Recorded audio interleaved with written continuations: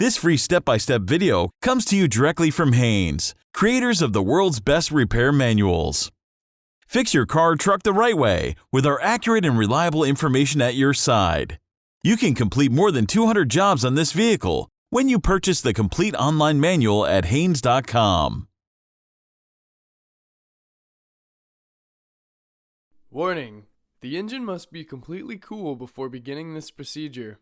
Antifreeze is highly toxic if ingested. Never leave antifreeze laying around in an open container or in puddles on the floor. Always dispose of antifreeze properly. Apply the parking brake and block the wheels. If the vehicle has just been driven, wait several hours to allow the engine to cool down before beginning this procedure. Draining: remove the radiator cap. Move a large container under the radiator drain plug to catch the coolant. Using a large screwdriver, open the radiator drain plug and direct the coolant into the container. While the coolant is draining, check the condition of the radiator hoses, heater hoses, and clamps. Replace any damaged clamps or hoses. Flushing: once the system is completely drained, flush the radiator with fresh water from a garden hose until water runs clear at the drain. Remove the overflow hose from the coolant recovery reservoir. Drain the reservoir and flush it with clean water. Then reconnect the hose.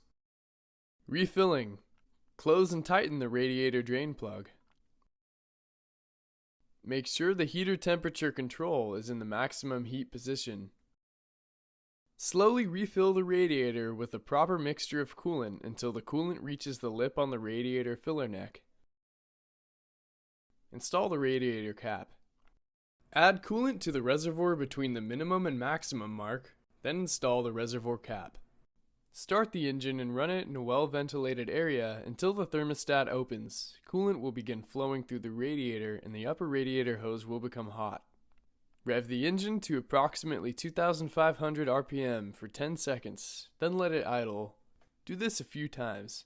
Turn the engine off and let it cool. With the engine cool, remove the radiator cap and add more coolant mixture to bring the level back up to the lip on the radiator filler neck.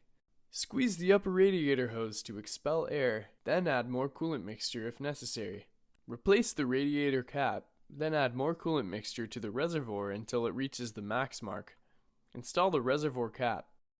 Keep a close watch on the coolant level and the various cooling system hoses during the first few miles of driving, and check for any coolant leaks. Make sure the hose clamps are tight and add more coolant mixture as necessary.